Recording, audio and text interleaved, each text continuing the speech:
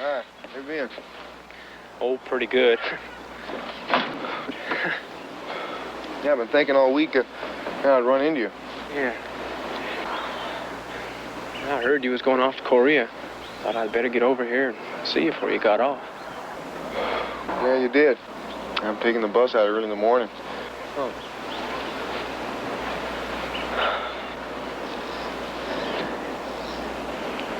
Thought you might want to go to the picture show.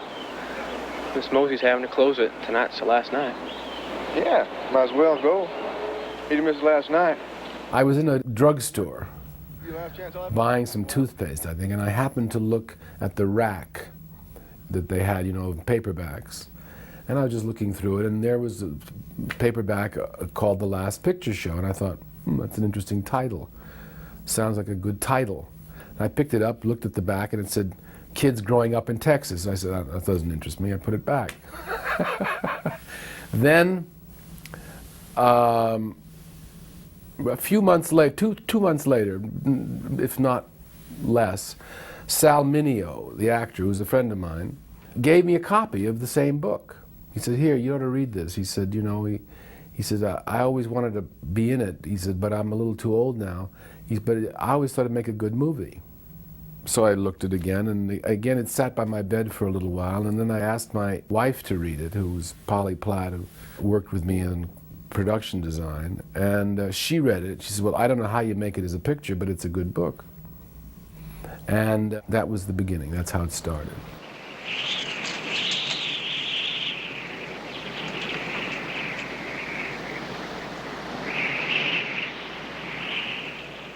Writing the script was really not so much writing the script as going through the book and deciding what was going to remain and what was going to be cut out. Because the basic construction of the book and the movie was 1 year from one football season to the next football season in the life of this small town in Texas. That was the basic construction. I wonder what my chances are this morning of interesting you kids in John Keats. None at all. So, you know, there was a good deal more about the teacher, there was a good deal more about the preacher's son, and there were other characters that we took out. And it was really a question of winnowing out what we were going to keep. And then I added a few things that weren't in the book, like the graduation. I said, this is all about them graduating from high school, and we don't really have the graduation, so we put that in. And the original scene with Sam the Lion at the tank dam, when he tells the story about his affair with JC's mother, was quite different. The monologue in there was different. It was about urinating, and I said, this is not attractive, and can you write something else? And he wrote something else, which was quite good. If she was here, I'd probably be just as crazy now as I was then in about 5 minutes. Isn't that ridiculous? No, it ain't really. Because being crazy about a woman like her is always the right thing to do. I wrote one scene, the scene with the Sonny and his father, and during the dance. I actually wrote that. It was based on something I had observed happen between Jerry Lewis and his father. A kind of cordial coolness. Hi, Sonny. Hi, Dad. How you doing? Okay. Well, that's good.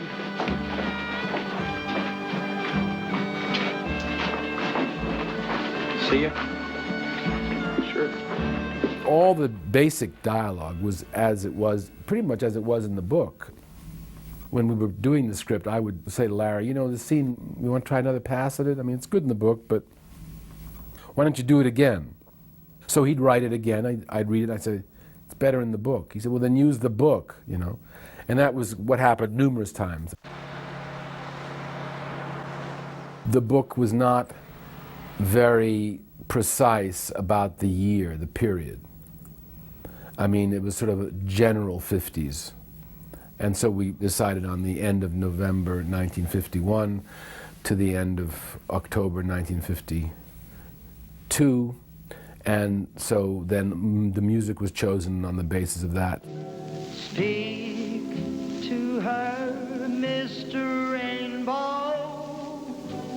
I used no score, we just used songs from the period. And that was, again, I was rather strict about it. So we didn't use anything that came out after the period movie was over, and only things that had come out before. Jason? What's on your feeble mind, Dwayne? Santa's been on a date. Uh-huh. Why don't you just go back to Mexico?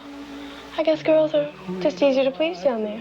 Just go with me once more, just one more time. You can at least see me. Uh-uh. Sybil, at that time, I mean, I didn't know her at all. She was a model, and I was in a supermarket, and I saw, you know, the checkout stand, I saw her picture on the cover of Glamour magazine, a magazine I'd never noticed before. There was something about her expression that was very piquant. Peter was in a grocery store and saw one of the covers and said, "That's JC," and bought the magazine and took it to the production office and ripped off the cover and put it up on the bulletin board and said, "We find that girl." But I remember I had my hair up a little bit and had a kind of wicked smile on my face and a T-shirt that said, "I love you, I love you, I love you, I love you, I love you, I love you," all over the T-shirt. It was kind of pink and white. And I looked sort of mean and sweet at the same time. Oh, quit prison. I don't think you did it right anyway. We arranged for me to meet her when I went to New York to cast, because we did some casting in New York, in Dallas, in Houston, and in Los Angeles. And I was at the Essex House. She came up to see me with her manager or agent, and she was wearing blue jean jacket and blue jeans and some kind of shirt, white shirt. Big girl, tall, and, you know, broad, and she was very interested in going through college and not particularly interested in being movies, but she liked the script, and she thought it was an interesting part.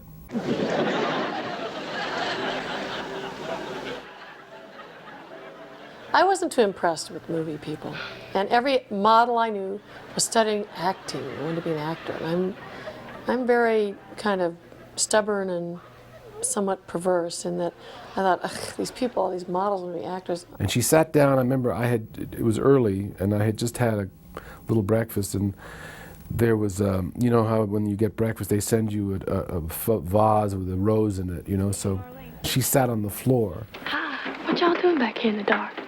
She kept playing with that little rose, and I just expected it to keel over and collapse, that rose, you know. And I thought, that's the way she plays with guys in the movie. A little gesture, sometimes a little movement, some little infinitesimal thing that an actor or actress does makes you sort of see the character. So I went back to California and I said, "This is the girl I want to use." And they said, "Well, how do you know she can act?" I said, "I don't know, I think she can." The producer, Bert Schneider, wanted me to do a screen test. And Peter was saying, no, she can't do a screen test. She won't be any good. I know she can do this part. You've got to believe me. And Bert Schneider, I could just tell, you know, he's like, you know, he wasn't convinced. He located a screen test. It's one I had done with Roger Vadim about a year before, in which I was doing Cat on a Hot Tin Roof scenes silent, because they didn't record the sound, and dancing silently to Rolling Stones' Black Sugar or something.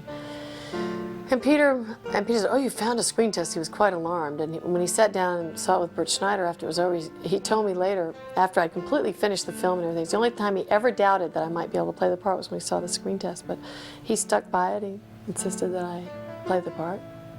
And I came to Los Angeles, and I read with, I think I read with John Ritter and Bob Mitchum's son, as well as Jeff Bridges and Timothy Bottoms. John Ritter was up for the part of Sonny, and he brought his father, Tex Ritter, to play Sam the Lion, and I remember them sitting there. And I would say that Tex Ritter came closest to playing it, but I got my heart set on Ben Johnson, and I wouldn't take any other person. Sonny, food's getting cold. I kept saying to Ben, I want you to do this. Oh, Pete, no, there's too many words, Pete. And I said, what do you mean? He said, well, there's too many words. I don't want to say all those Give me a words. steak and try to use meat this time. He used to say to me, God, I'd rather ride my horse 1,000 miles than say any of these goddamn words. He hated to talk. So I called John Ford. Of course, Ben Johnson had worked for Ford, you know, and Ford discovered him. Ford said, oh, Jesus, well, give me the number, I'll call him. Phone rings a few minutes later, and Ben, you put the old man on me. I said, well, I'm trying to get you to do this. Well, damn it, Pete, I'll be back in town in about 3 or 4 days. I'll come over and see you. So he still didn't say yes. He came over to my office and sat down with the script, and he says, I don't want to say all these dirty words. And try not to drink too much of that buggy water. Oh, we'll just drink beer and tequila. Yeah, you catch a clap, you wish you hadn't drunk nothing. He came up with any goddamn reason not to do it. Finally, I said to him, Ben, you don't understand. You, in this role, are going to get an Academy Award. And he looked at me and he got really angry. He says, why the hell do you say that? I said, I don't know, you'll at least get a nomination, I'm telling you. I think you in this part is dynamite. Well, finally, I remember, I'll never forget it. He slammed the script shut, and he said, all right, I'll do the damn thing. And that's how he agreed to do it. And he did win the Oscar. Isn't that amazing? Oh, well. We'll see you. Hello?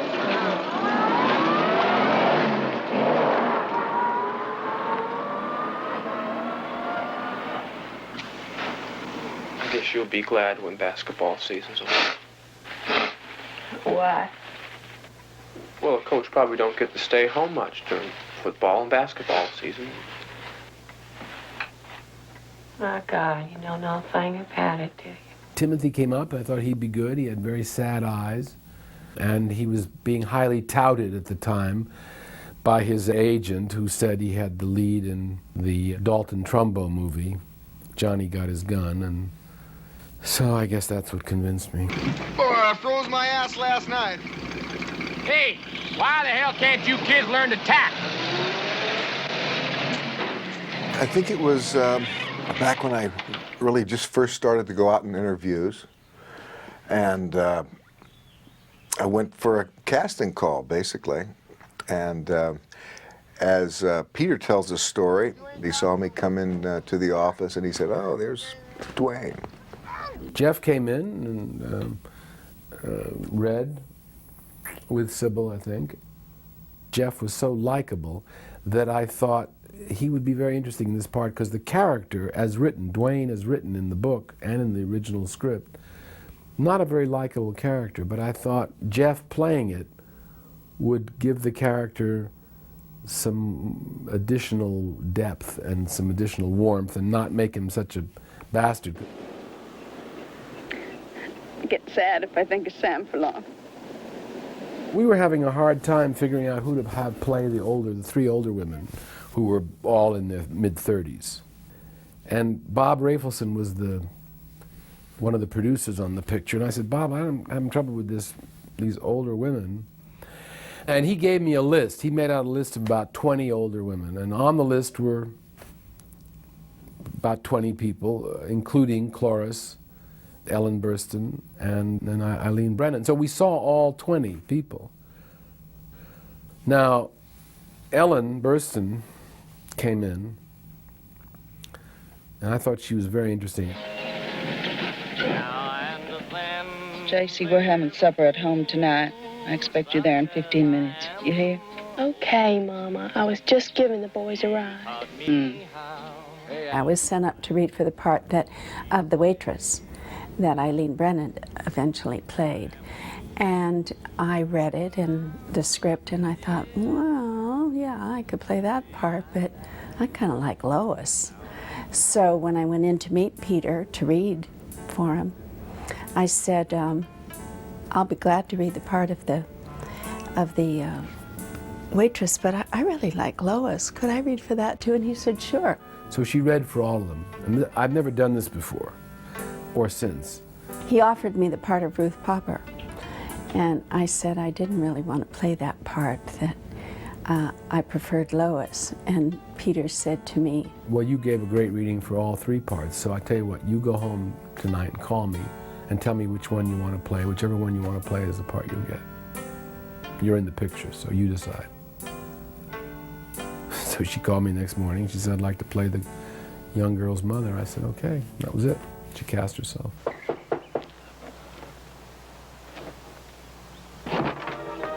Oh, hello, Sonny. What you want? Coach said you need a driver. Cloris came in, and she just gave a wonderful reading for the coach's wife. The first thing I remember is meeting Peter at the office, I think.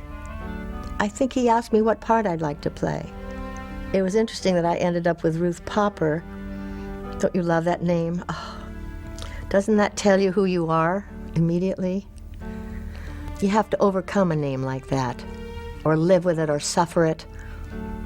If you think about what the kids must have done to her in school with nicknames, I know what they did with my name in real life. I hope you ain't down the mouth about Charlene. I ain't blue about You don't her. even have a good disposition. What are you blue about then? I had seen Eileen Brennan on the stage in Little Mary Sunshine in New York in the 60s, and just thought she'd be good. She had a kind of a good face for that part. When I read that script, I can remember the first time I read it, and I was just overwhelmed by the power of that script.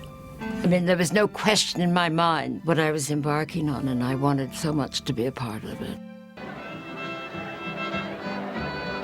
Randy Quaid, we were casting down in Houston, and we saw a bunch of people, and Randy was one of the actors that came in. They brought him in for a different part. They brought him in for the rich kid from Dallas, and I thought he'd be great for Lester Marlowe. He was wonderful. That was his first movie. Sam Bottoms, who played Billy, we cast somebody else for that. Kid from Dallas. But I didn't think it was good casting. I was never happy with it. And the day we got to Archer City to start rehearsals, we were driving up the main street of Archer City, and I look out the window, sitting on the stairs. I said, stop the car, and we stopped. It was really almost like a cliche, and I got out. I said, who's this kid? I went over, I said, who are you? And he smiled. He said, well, I'm Sam Bottoms. I said, you related to Tim Bottoms? He says, yeah, I'm his brother. I said, what the hell are you doing here? He said, well, I'm coming to visit Tim for a few days. I said, do you act? He shrugged. He said, well. I said, could you take those braces off? He said, I have to ask my mom if I can take my braces off. I said, well, if you can take your braces off, I'll put you in the picture. So we had to get rid of the other fellow, pay him off. She ain't home? No, he and Mama went to the club.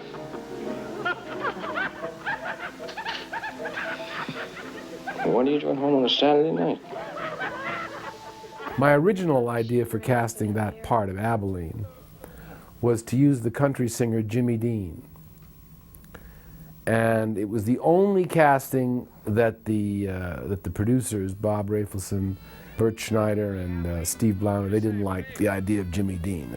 So my next choice was Clu Gulager, whom I had seen in Don Siegel's The Killers, and I thought it was a great performance. And he came in, I thought he was an odd type and good regional quality. We cast him. My history with Last Picture Show is kind of simple. It was my second movie that I ever worked on, and I worked on Peter Bogdanovich's first movie called Targets back in 1967. And we had a great experience together, and he said, well, if I ever do another movie, you're on it. And he was true to his word, and so when Last Picture Show came up 3 years later, he asked me to come work on it. So I started really being a kind of assistant production manager, and then doing the locations and doing the money, and then I acted in the movie. And so I had a lot of different jobs and worked very closely with Polly Platt, who was the production designer, to find the locations and give the right look to the picture, and of course working very closely with Peter as well. The town where we shot the film was in fact Larry McMurtry's hometown, and the town he wrote about. I'd never been to Texas, really. So we drove around for a couple of days, all over. Larry loves to drive. We drove all over Texas, ended up down near Corpus Christi. And we saw exactly one town that I thought was fair through all that time. And then we drove on up to Archer City. And as we drove into Archer City, I said, my God, this is perfect. And Larry said, well, it ought to be. This is the town I wrote about. And everything was there, of course, because it was the town he wrote about. And I don't know how autobiographical it was, but obviously most of the incidents in the story happened to somebody. If not to him, they happened to somebody. I remember walking in the streets of Archer City where we shot the film, and you know, we'd watch people walking around the streets, and somebody would say, you know, that's the real Dwayne there, that's the guy. You know, it was all based on people that actually lived in the town. I did not meet the real Lois, although I met her friends who talked about her and described her. But I didn't meet the woman herself. I don't think she came around. I'm not quite sure why. But it was very nourishing creatively to be in that town and to be, you know, the movie house was still there. Who was a tremendous help was a young fellow named Lloyd Catlett, who was a local high school kid. He was maybe a couple of years younger than we were. And he was hired for a role in the film. We all chipped in and bought him a piece of ass. Thought he was getting tired of being a virgin. She got mad about something and blooded his nose. As well as to be our coach, to give us dialogue, you know, what that kind of accent in West Texas sounds like. What do you mean asking my girl for a date? You turn me loose. I'll turn you loose anytime you're ready to fight. Come on, let's have it out. Looking at just the way he moved, how he spoke, what things were important to him, and that was the biggest research I did with him. We were just hanging out with him, hanging out with Lloyd. We all just hung out with him and picked up his way of talking and then just stayed in the accents. Not much of a wedding night, huh? Nope, not much of one. Here, have a little drink of bourbon. It'll pick you up. Take all of it. I'm going to drive. The people of the town were not, and in the area, were not real happy to see their dirty underwear sort of aired out and the underside of the city, because I think a lot of these towns have these things going on. It's life, but nobody talks about it, and particularly then. You know, this is 1970, so no, you know, there were no sex scandals, there were no, you know, sexual harassment, there was nothing. Everything was just sort of overlooked, and it was always bubbling under the surface, but nobody ever talked about it. Well, the movie brought it all out, and certainly then the book became popular, and the movie was very controversial, and the people in the town were not happy about the, you know, the sort of adultery and the sort of, you know, the things that were not on the up and up that was going on in the town. And certainly those things were going on, and they were going on when I was there. So certainly when Larry was there, they were going on, and it's really, you know, it's life. And there were little parties at these little places where people took their clothes off, and the kids were always getting into trouble, and kids were getting pregnant, and all. It was all going on, but nobody talked about it. And so the town was kind of upset that this came out and it was about their town, but, you know, it was true. I didn't know God made hall. The decision was made to shoot in black and white, which was something that Orson Welles suggested to me, because I thought nobody would let us, so it hadn't even occurred to me. And then I was discussing with Orson Welles at breakfast one day how I wanted it to have a tremendous amount of depth of field. He said, you'll never get it in color. So I said, well, I don't know how I'm going to do it. He said, well, do it in black and white. I said, well, they won't let me. He said, why don't you ask them? I said, well. So I said to Bert Schneider, I would like to shoot it in black and white. He said, why? So I didn't say, well, Orson Welles told me to. I said, something like, well, I think the period be easier to convey in black and white, which is true. And I think that the actors, the performances will be better. Well, Bert went back to the studio and came back a week later and said, all right. So Orson was right.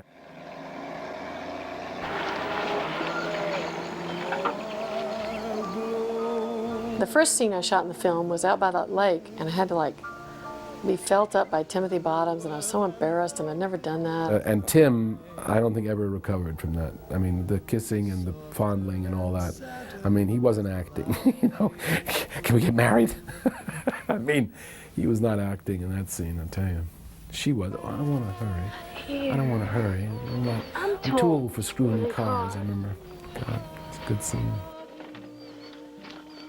This movie had to be brilliantly acted.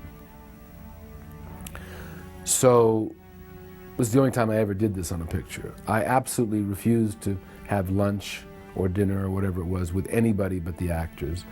Nobody was allowed to sit at the actors' table except me and the actors. The crew was very annoyed. Peter will be the first one to admit to you, on the last picture show, he wasn't the nicest person. He was out, he was fighting every inch of his way for the life to make a great film. He didn't care if the crew hated him. Half of them hated him, most of them hated him. The crew did not like me on that picture because I excluded them, paid no attention to them, and didn't even talk to them because I was so focused on the actors. There was an associate producer that came in and was giving me line readings on the side, and I didn't know what to do. I'd never acted before, and I went in, and Peter said to me one day, "What's wrong with you? What's wrong with you?" He said, "Well, this producer was telling me I'm not being lively enough or something," and he was furious. You say that one more time, I'll bite you. There was a script supervisor who gave me like a little line reading or something, and he was fired. Because the interesting thing is that because of my lack of acting experience, none, I was highly susceptible to anyone saying anything about my performance. I didn't know. And Peter was guarding that, and it was guarded it like a lion, like protecting his babies or something. Like, don't talk to her, you know. And it was smart. The actors were, you know, did get along very well. They all interrelated. All the women kind of got to be chummy, and the guys were friendly. I encouraged that because that's what it needed. It needed that kind of bonding. And we were all down there for 11 weeks, you know, in Wichita Falls, Texas. There ain't that much to do in Wichita Falls, Texas.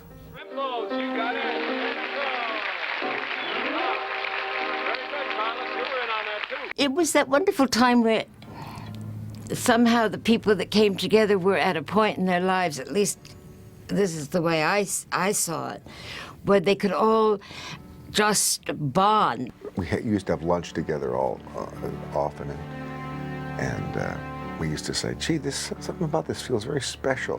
What is this? Do you feel that?" And I'll say, "Yeah." We all spent a lot of time together, and you know, we would all gather in one of our hotel rooms, and Jeff had his guitar, and he would play the guitar, and we would sing and get high together, and we had a lot of fun together. It was a real company. Well, I was really surprised because I thought all these actresses that were like, you know, 10 or 15 years older than me would be mean because I was like the young beauty, and they would hate my guts, you know. And I got down there on location, and they were all wonderful to me. They are three extraordinarily generous and talented women that Peter found at the prime. It was very interesting to see how much the actors got into their roles.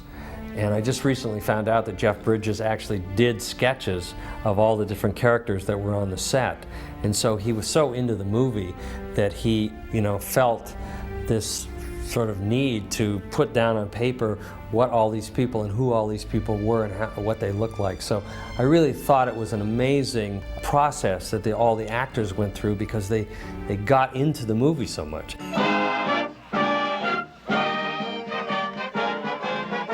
Bobby Logan was the, quote, star athlete of the team, the high school team where everybody went to school. Bobby was the star quarterback on the football team and played on the basketball team and did all kinds of sports, but had a sort of ambiguous relationship with the coach, who was the husband of Cloris Leachman and spent more time at school than he did at home, which was part of the problem, I think, in their relationship. There actually was a scene with me and the coach in the locker room that was cut out because we only had a certain amount of money to shoot the movie, and so during shooting, Peter had to make some cuts in the script in order to stay on schedule, and that was, of course, one of my scenes. I was very upset. Now, you do me a favor, and I'll do you one. Sure, Coach. Now, my old lady's got to go over to the doctor in Arlington tomorrow. You know women, there's always something wrong with them. Yeah, I guess. I think I was too naive in those days to realize that he was a homosexual, that my husband was a homosexual. And they didn't play that. They didn't point that up. They didn't deny it, but it wasn't obvious. I think Ruth goes to the clinic probably just for some kind of attention, some kind of stroking, some kind of somebody interested in her. I think Peter deliberately kept it vague. Maybe he just didn't know the answer, and I kept it vague. Is it something bad? No. To lean into it and give a little more meaning, the audience would have to prick up its ears and say, oh, did I miss something? I think maybe the result of not specifying it is that the audience is almost in Sonny's seat. Like, oh, like women are different.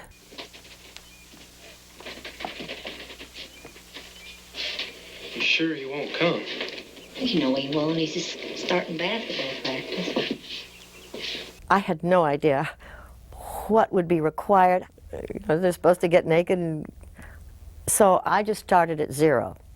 And the first thing that happened is Timothy said, I ain't taking off my clothes for this scene. So we decided that we were too shy, and we'd get down to our underwear separately and not looking, and then get into bed, and then they would have another set of underwear planted in the bed, and we would get under the covers and pretend we're taking off our underwear and throw them out under the covers. So that's how we solved it. So we did it, and it was perfect. We did took off our clothes, got into bed, and he threw out his underwear. I took off my brown pants completely and threw out the brown pants I had on, completely forgetting what we'd planned, because now I'm the character. It really is amazing that you become your character. Well, of course, we laughed and had to do it again this time. I did it the right way. But it was hard. It was hard to make love in front of people.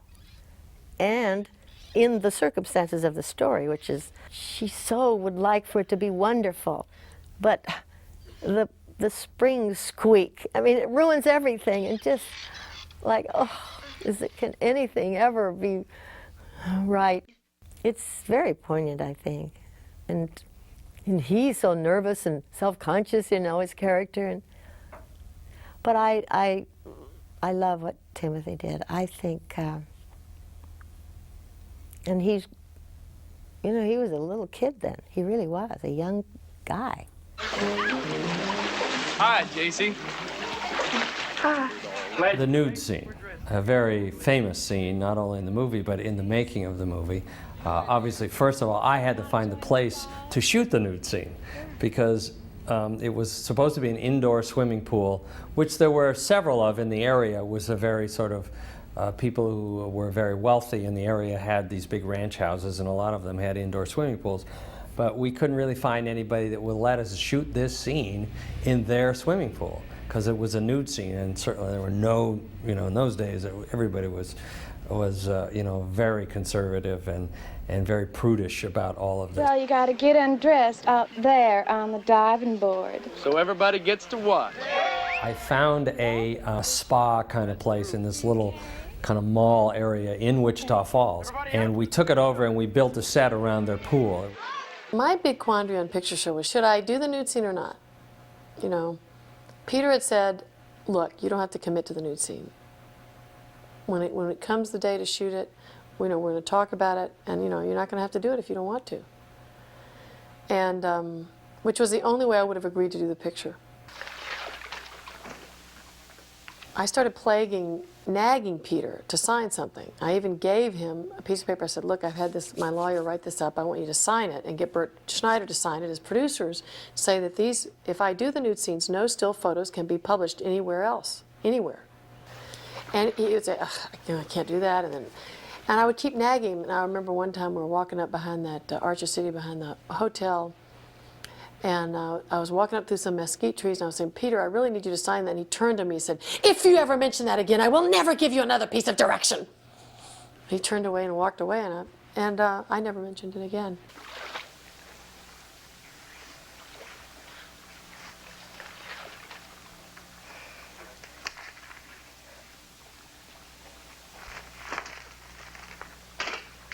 I went to Eileen and Cloris and Ellen separately and asked them, what would you do if you're in my position? Would you do the nude scene with Peter? And they all came up with the same answer, which is, we think he's really talented. We would do it. Trust him. You can trust Peter. I feel like you can really trust him.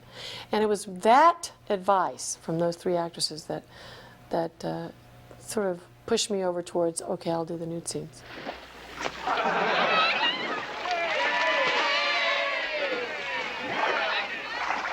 Supposed to be a private indoor pool. It looks like I'm in the room with all those people, but the room is completely empty. He shot that side first, and I hadn't seen it. Then when I came out to do my part on the diving board, that was easy to act because I was taking off my clothes in front of people, but not very many people. There was only the camera operator and the sound, the boom guy, and a lot of people were really pissed off because Peter really did clear the set. She was nervous about doing the nudity, and I was nervous about it because by the time we did it, I had fallen for her, and we were had started an affair, so of course it was more difficult to do it. Frame enlargements were gotten by Playboy, and I sued Playboy. And as a result of my lawsuit, we got it into the Screen Actors Guild that you have to have an actor's written permission to print a nude still. I don't think there's anything in this tank except turtles. That's what I like about it, tell you the truth. Want to try one? Sure. We were going to do this scene by the tank dam, and it was an overcast day. In fact, it was cloudy, no sun. We got down there in the morning, as usual, and I shot all the other angles first, panning the area, and then the kids throwing stones, and about 3 shots that we did. And then we turned around and we're going to do the big scene. And I think I rehearsed it a couple of times. Ben knew the words, and Tim knew the words, and so I had said, look, I want to do this without a cut. I reckon the reason why I always drag you out here is probably I'm just as sentimental as the next fella when it comes to old times. First take. It was a long scene. And if you had said to me, would you like the sun to come out? I would have said, yeah. And if you'd said to me, where would you like it to come out? I'd say, here. That's what happened. But nobody asked me. It just happened. And right at the moment when you'd say, God, wouldn't it be nice if the sun came out? The sun came out. And I just hoped the exposure was all right. So at a certain point, I remember I was looking over here to see how the clouds are moving, and suddenly I heard a pause. I heard silence that I wasn't supposed to hear. And I said, what the hell is that? And I realized that Tim Bottoms had forgotten his next line. And, a few seconds had passed, and a few seconds is bad. I was supposed to be without a cut. So I yelled out the line. He still didn't say it. So I said it again. Finally he said it. Well, now it was 25 seconds or something, and I thought, shh. There goes that scene because I didn't want to cut. I thought they'd change with some age, but it didn't turn out that way. Being married always so miserable? No, not really. About 80% of the time, I guess.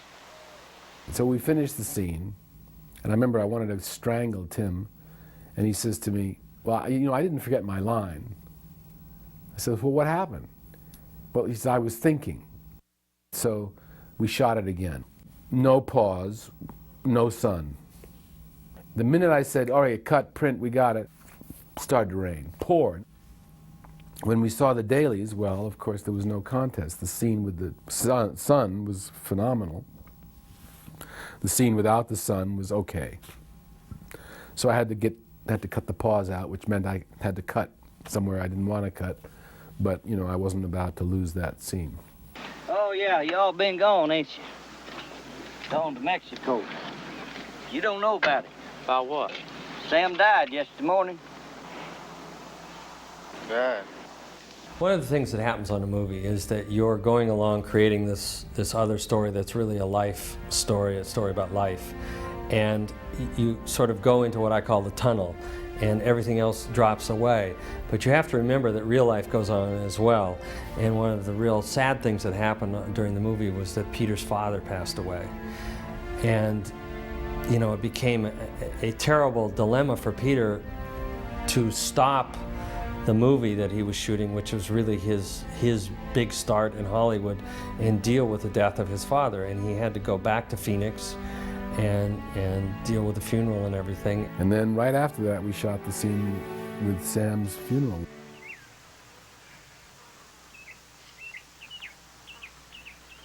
I had to break it up into shots, and I did that morning. I planned it out, you know, on a piece of paper before I got to the set, how it was going to go. And that's pretty much what we shot. With the hat, that business with the hat, I put that in at the last minute. It was a running thing, so I just thought it'd be a good place to do it. You know?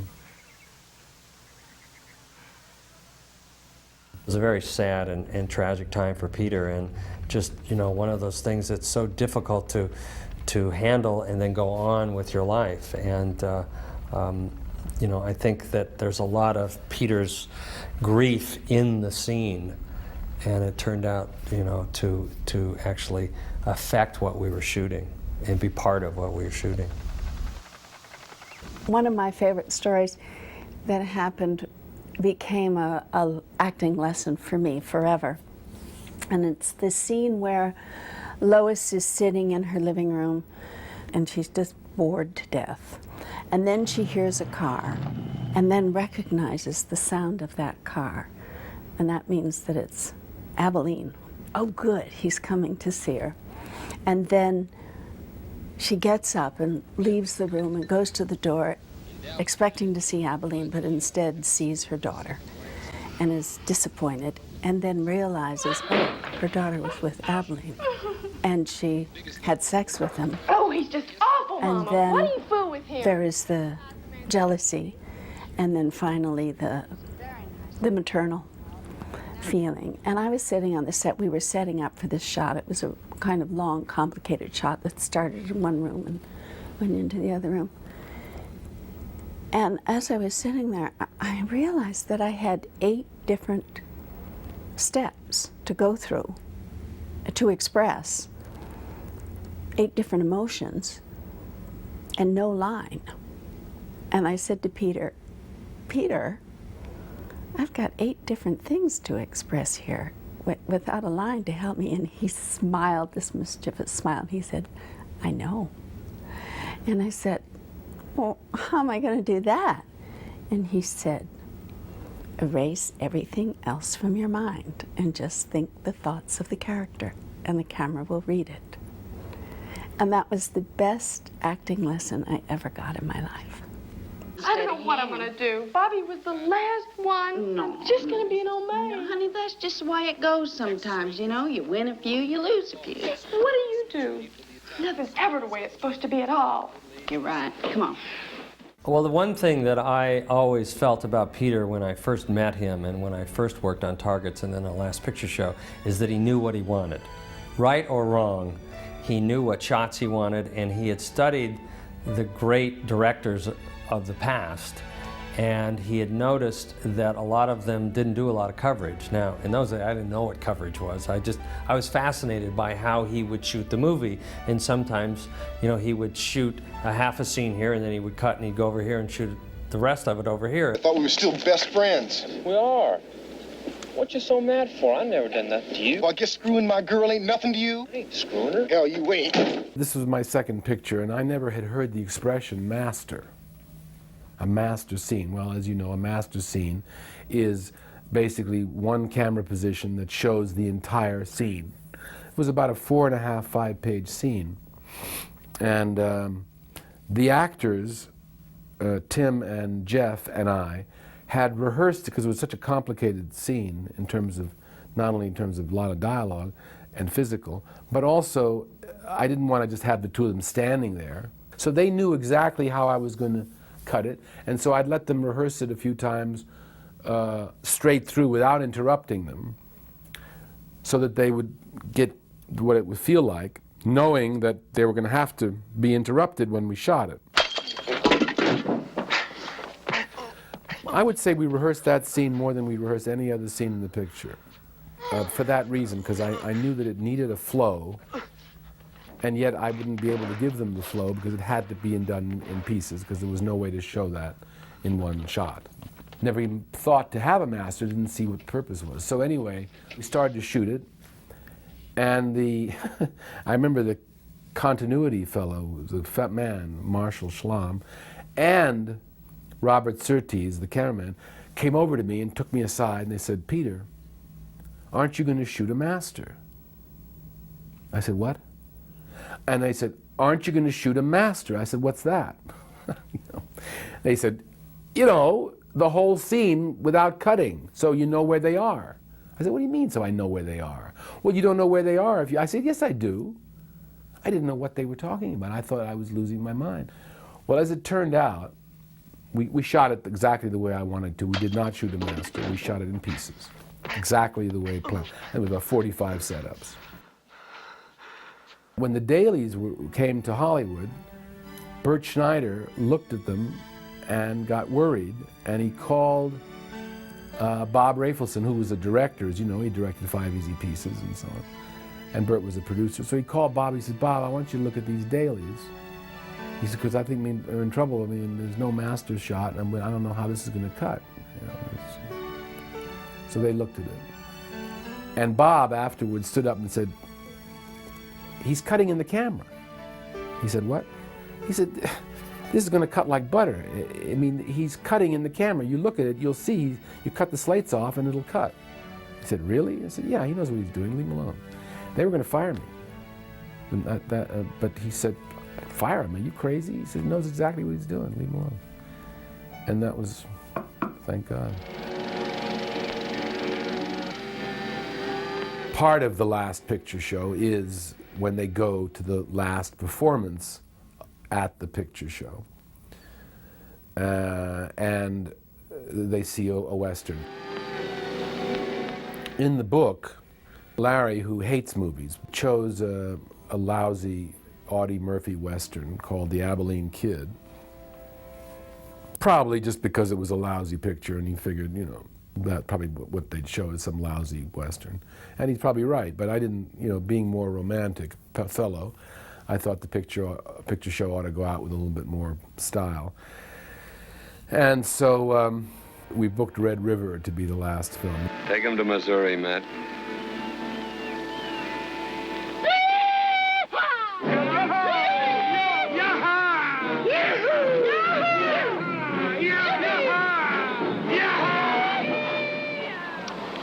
So long, buddy. So long, Clay. Be careful. I'll take care of the mercury for you. I'll see you in a year or two if I don't get shot. What happened was I put my arm around Jeff and we walked the whole block. We walked back a couple of times, talking about the scene. And then we came back and we shot it. I ain't over yet, you know. I ain't over yet. He was just perfect. First take. Perfect. I said, "Print it." I walked away. And Bob Surtees came over and says, "Peter, we have to shoot it again." I said, "Why?" He said, I think we were underexposed." I said, "What are you talking about?" I said, "The guy was great. I don't want to shoot it again." He said, "Well, it's not good enough. It's underexposed." For some reason, I can't remember what it was, the wrong stop on the camera or something, and we just had to do it again. And that happens so often in movies, you know, where you think it's done and you have that sigh of relief, you know, and you're going back to your trailer, your chair or something, thinking, oh, wow, I got through that, that's great. And then they say, oh, no, there's a hair in the gate, or the f-stop wasn't right, or some little glitch, That happens all the time. And then Robert Surtees, the great cinema photographer who, gave that look of that picture, walked off. He was all insulted, I snapped at him. He turned around and walked away, went into the hotel and refused to come out because I yelled at him. So the production manager and everybody came over and said, well, he's upset. I said, well, I'm upset. I said, I got a performance out of an actor. I said, I don't know if he's going to be able to do it as good again. I mean, he screwed up. What's he upset about? I should be the one who's upset. Well, you yelled at him. Well, I yelled at him because I'm pissed. Peter, got emotional about it and was upset, And I think they clashed on occasion. Anyway, he came back and relit it, and Jeff did it wonderfully. But Bob was right, we couldn't use the other one, it was underexposed. There were two moments in the picture, two scenes in the picture that I knew were very, very moving. What am I doing apologizing to you? Why am I always apologizing to you, you little bastard? One of the scenes was the one with Cloris Leachman at the end, where she cries and she yells and all that. I didn't want to do that. I didn't want to rehearse it or do anything except do it.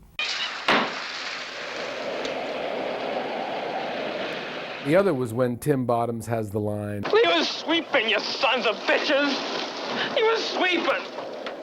It was a very, very moving line. So I wouldn't let Tim rehearse it. I wanted it in one piece without a cut. So I told Tim this, and now I said to the crew, now look, you got to think we're blowing up a bridge. And he referred to blowing up the bridge and Bridge on the River Kwai, that you can only do it once, and all the cameras better be rolling. We don't have 7 or 8 cameras, we got 1 camera. We're not going to do it again. We have only got 1 bridge. I don't want to do this twice. So everybody said, all right, and we rehearsed it a couple of times, and then we did it. Now, that was the only once or twice in my life where I was speechless. But we did that shot, and Tim was absolutely brilliant. And I remember he did it, and he walked out of the shot, and I said, cut it, print it, and I was choked up. I could not speak. And I went over to him, and I put my arm around him, and we walked the whole block. I remember we walked the whole block, didn't say a word, and I just walked all the way up, and then we walked back and didn't say a word. And he knew it was perfect, and I knew it was perfect. It is one of the most moving scenes in movies. Because Timothy Bottoms had never rehearsed that, never been allowed to read, never say those words out loud until he was on camera. And that, I think, was genius in filmmaking, and a wonderful, marvelous, that mystery, the magic that can happen. 3 months I've been apologizing to you without you even being here. I haven't done anything wrong. Why can't I quit apologizing? You're the one ought to be sorry. Cloris Leachman's last big scene, the last scene in the picture, really. Well, during the shooting, Cloris would come over and she says, I've been working on that last scene. I want to do it for you. I said, don't want to see it. So what do you mean? I said, I'm not going to see it until we shoot it. Look at me. Can't you even look at me? She said, well, I want you to see if I'm doing it right. I said, well, I'll tell you that day. I said, I don't want to see it. Why not? I said, because I don't. I thought it was pretty much a first rehearsal on film. And he said, cut, print. And I said, wait a minute, I can do this better. He said, no. I said, no, please. I begged him if I could do it better. He said, no, that's fine. She was annoyed, but it paid off because, boy, that was the first take. What you see in the picture is the only take. I said, what's no point in doing that again? You're never going to do that as good. She was so excited and nervous about it and so apprehensive and worried and knows this was a big scene that she could hardly breathe.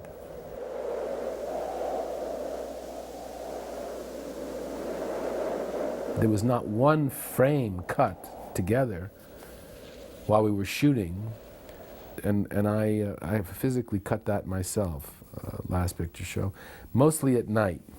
Peter Bogdanovich and I both figured that our romance was over when the movie wrapped. And then I went home to Memphis for the holidays, and he tried to go back to his life here in California, and we were both devastated by not having each other. He missed me terribly, and I missed him, and I flew out to meet him in California, and I spent many a night really sleeping on a couch in the editing room as he cut picture show on a moviola. That's when the picture started to look pretty good to me as I was putting it together. And I did that for about 6 months. Bert Schneider said, "Do you want to take credit as editor?" And I said, no. You know, it says directed, and I wrote the script with Larry, and what's it going to say, edited by? I mean, I thought that'd be a bit much. So Bert called me in his office. He says, the Editors Guild says you got to give somebody credit. I said, that's ridiculous. He said, well, he says, you know, we got to do it. It's a union picture. If you can take the credit, if you want it. He said, I said, I don't want to take the credit. It's just going to look ridiculous.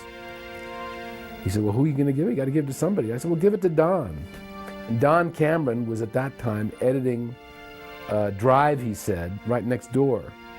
And just as I was finishing up the picture, I was starting to prepare What's Up, Doc, and I had to order some opticals, you know, the dissolves and a couple of things like that. And I asked Don if he would order them for me, because you have to do some paperwork. So that's what he did. He ordered the dissolves and got credit for this picture. Look at that, Larry. They can catch. Fast, son of bitches, ain't they? Wish they could tackle. Could do something useful. There were a lot of people with opinions on the picture. And the producers all felt that the picture should not be longer than 2 hours. They arbitrarily felt it should be less than 2 hours. And the picture was 2 hours and 25 minutes.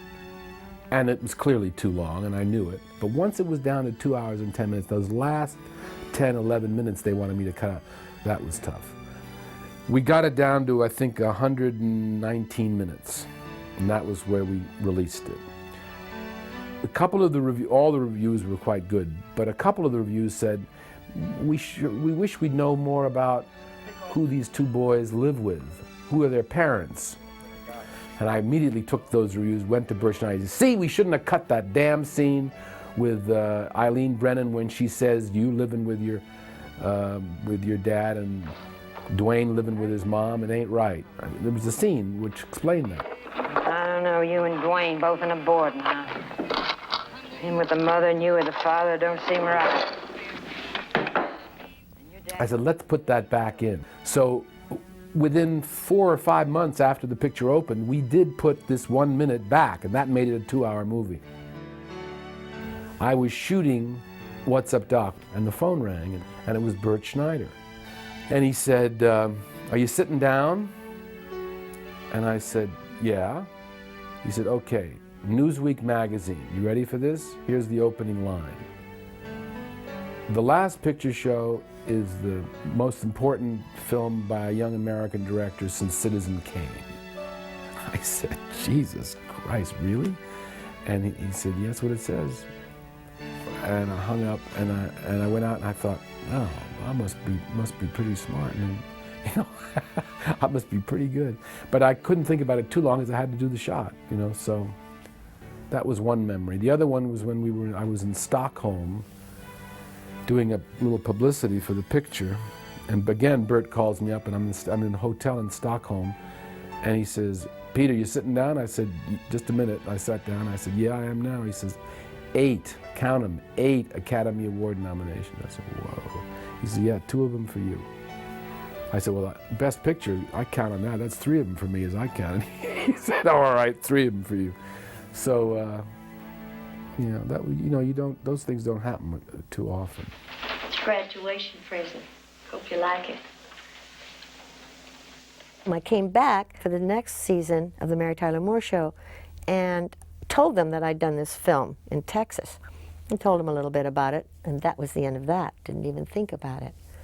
Until I got a call that I'd been nominated for an Oscar. Can you imagine? I can remember waking up to the phone ringing at about, you know, it seemed like 5 o'clock in the morning. I don't know what time it actually was. someone saying, you've been nominated for an Academy Award. Like, for what? I thought it was a dream. I couldn't believe it. And then it all kind of dawned on me, wow, this thing is real. And it was a wonderful validation to be acknowledged like that by people who do what you do, you know. And just then they announced the winner, and it was I. And so the world stopped. You're so frightened that maybe there was a mistake, and you get up and it isn't you. And I guess it was. So something hit me like the force that blew up Marilyn Monroe's skirt. And it didn't come back down for about an hour and a half. Oh, gee, tell me about it, J.C. What was it like? I just can't describe it. I had never done anything more exciting. I'd fallen in love with movie making and my director and the whole process. So I felt like my life was over. I just thought, wow, it was so incredible to have gotten this one part. I never imagined that I would really work as an actor and have a career and support myself. I'm still amazed at that. So you're closing the show. Nobody wants to come to shows no more. Kid baseball in the summer, television all the time. Sam had lived. I believe we could have kept it going. But I just didn't have the know-how. It's wonderful to be part of a classic movie. I think actually my most important memory from being part of that movie was a letter I got from a young man in Texas. He was suicidal, and he was planning to kill himself that night. But in the afternoon, he was just kind of passing the time, and he dropped in to see the Last Picture Show. And there was something about my character, he couldn't say exactly what it was, that made him decide not to kill himself. Eileen, you asleep? No. You like company? Well, I thought I'd drive out, see how my well is coming. Drill hard. Better at all wells anyway. He felt, well, her life isn't so good either, but if she can manage to go on living, so can I. And he thanked me for my performance. I don't think you can ask for a more meaningful response to your work than that. Well, now I know that's why Sam liked you. Love me. Loved you, I mean. Do you? Well, I can kind of see what he saw in you, too. The picture became a tremendous success. It set me up for many years to do films without too much interference. Made a lot of mistakes. I think, you know, you get that kind of success early on. It's also difficult because you have to live up to it. And you're never going to do another picture like that, because unless you just keep doing the same movie, how can you do it? You know, you're going to do different kinds of movies. We did that one, you know. Can't keep doing it. I remember I was having a conversation with Orson Welles one time. We were talking about Greta Garbo. And he loved her, and I do too, but I mean, he was rhapsodizing about her, and he said, and I said, you know, I agree with you, but isn't it too bad that she only made 2 really, really good pictures out of 40, you know? And he looked at me for a long time and he said, well, you only need 1.